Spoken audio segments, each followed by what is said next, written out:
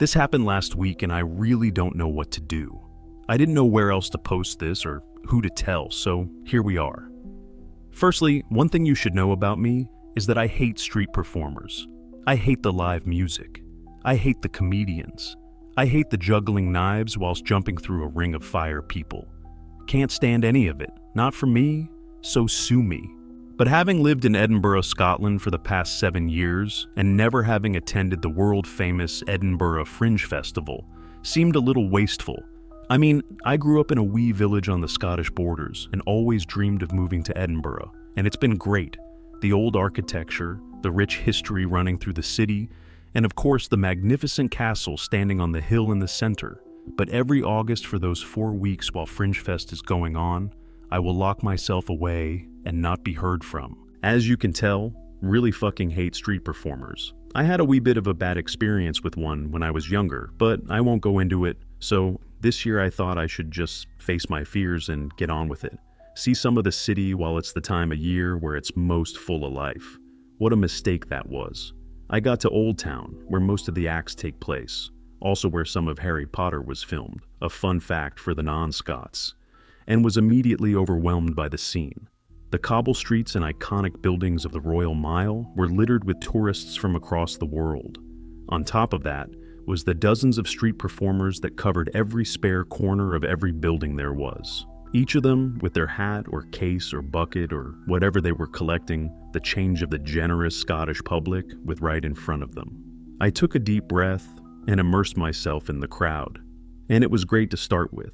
I joined in with everyone laughing at the juggling comedy act, listened sorrowfully to an extremely talented violinist, and held my breath whilst a daredevil walked a tightrope. Maybe these street performers ain't much of a pain in the arse after all. Then I saw him, the man that would haunt me, the man that's ruining my life. He was stood right at the end of the street, on what seemed to be the only quiet corner there was to stand on. There was no crowd there, barely even any passers-by, definitely no one giving him a second look. He was a mime, and true to the spirit of his act, he had the strange getup of a mime too. His face was painted all white, with 2 black paint slits going through his eyes from his forehead to his cheek. He had a very old-fashioned black suit on, with broad shoulders and dust all over it, making it appear gray. The only color was the tuft of pink hair atop his head, that looked very out of place with the rest of his outfit. Weird bastard, I instantly thought. However, the following thought was, come on man, where's your empathy? Fuck it. What's the worst that can happen? I began walking over to him.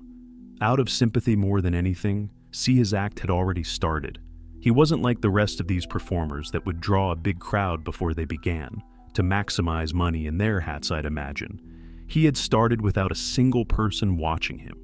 Weird bastard indeed, but weirdly admirable in a way too. He did the whole trapped in a box bit, the picking up the telephone and going down the stairs one too. It seemed very amateurish and basic to be doing at the prestigious Edinburgh Fringe Festival, but who am I to judge? I finally got in front of him and looked down at the little cardboard sign he had in front of him. Scrawled in extremely messy handwriting, it wrote, "The most breathtaking show on Earth. Tips appreciated." I had a chuckle and looked back up at the mime. He was looking at me now, and he had a huge haunting grin on his face. His eyes had widened, and I wanted to leave right then, but something kept me there. Something kept me as he continued his act. He mimed tripping over something that wasn't there. He did some fishing and then drove a car. It was all stuff I thought a child could do, to be honest. Very underwhelming, and that's when I should have left, but I didn't. Instead, he finished up his act and pointed to his small upturned bowler's cap on the floor. Pointed for a tip? Ha! Fat chance. I didn't even fork out for the daredevil. Was I gonna fork out for some shit mime? I should have turned and left, but some stupid part of my brain thought I had to give him some justification. Sorry mate, I just didn't understand what was so breathtaking about it. As I was explaining, a huge worried expression came onto his face. Almost panic before he started miming tying a noose. He put his head through the gap and tightened it. But then his face started contorting. I first saw his eyes widen slightly. Then his eyes began to grimace. The veins started popping out of his forehead, and the redness in his face shone through his white painted makeup. "Mate, what are you doing?" All he did was point at the breathtaking word on his sign. I looked back up from my brief glance down, and his nose had now began to bleed from the strain of no oxygen. I could see his eyes beginning to flutter. Fuck. Was he really doing this? This wasn't miming. He actually couldn't breathe. Fine, fine. I reached into my pocket and tossed a handful of change into his hat. Probably about 80p, not much or anything, but it was the only way I could think to make him stop. And he did. He took an extravagant bow, and on his way up looked at me through his eyebrows with that huge grin again. Fuck this. I turned and walked away, back to the crowds of people. But something possessed me to turn back around, to take one last look at this freak. But he was gone. No sign of him or his hat or his sign. How the fuck did he get out of view that quick, and why? He makes 80 cents and calls it a day? I shook it off and decided to go to the pub, needed a pint to calm my nerves. I was at the pub a few hours. I like a drink, even if it's on my own. By the time I left, it had gotten to about 8 or 9 p.m., and I was ready to just hop on the bus back to my flat, apartment if you're an American. Sitting on the X25 bus en route to the outskirts of the city, I had a strange feeling. Very cliché, I know, but it's true. A feeling of being watched. I looked behind me to the few other empty seats and tried to calm myself down. Just chalked it up to my weird encounter earlier in the day. I got home to the flat, and Jasper jumped up onto my lap straight away. He's my wee cat, a black Scottish fold with lovely green eyes. He's a sweetheart. I began cooking myself some food when I heard him.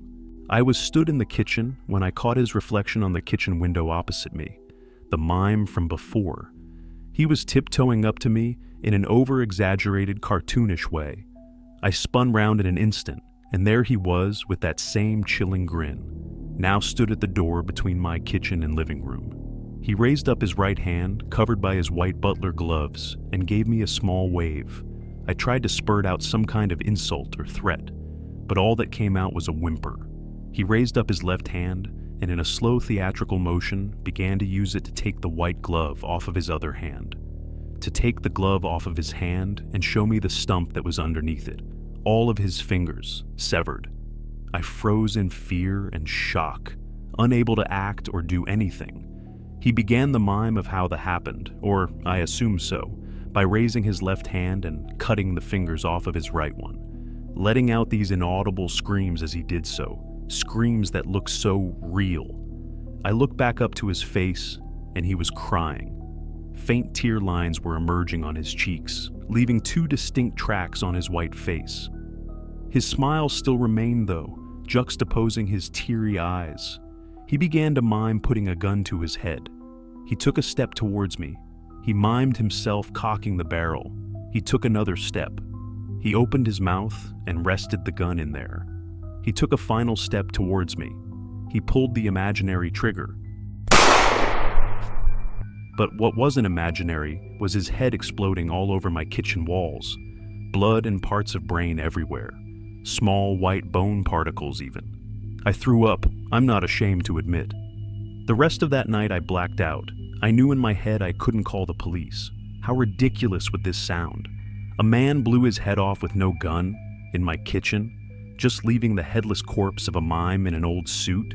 No way would they believe that.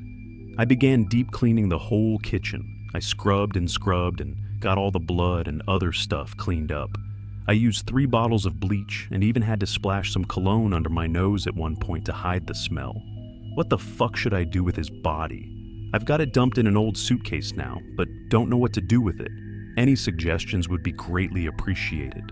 Fuck, I'm asking Reddit how to hide a body. I did find a card in his suit pocket, that was it. It was a business card for some circus or something, just called the Fun House, with a telephone number. So that was more or less where I was up to, freaked out beyond belief and retching with anxiety every night. Then last night came along. I was doing the dishes, staring out the same kitchen window that I first saw his reflection, when I saw something out in the car park.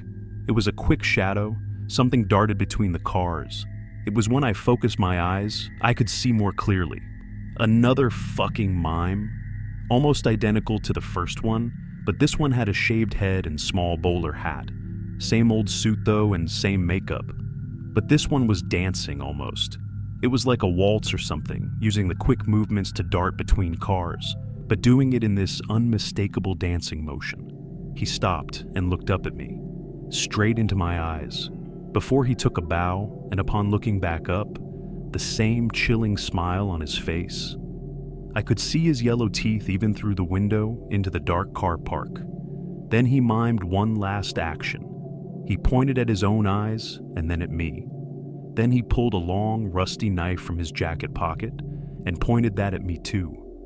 I closed my eyes and wished for it all to be over. The rotting corpse in my suitcase, the mime with the knife outside. I opened them up again, and he was gone. All he left was the paranoia the whole event instilled in me. Oh, and the fingerprints all over my kitchen window. I woke up to this morning, the fingerprints and the faint outline in white paint of a face pressed up on the glass.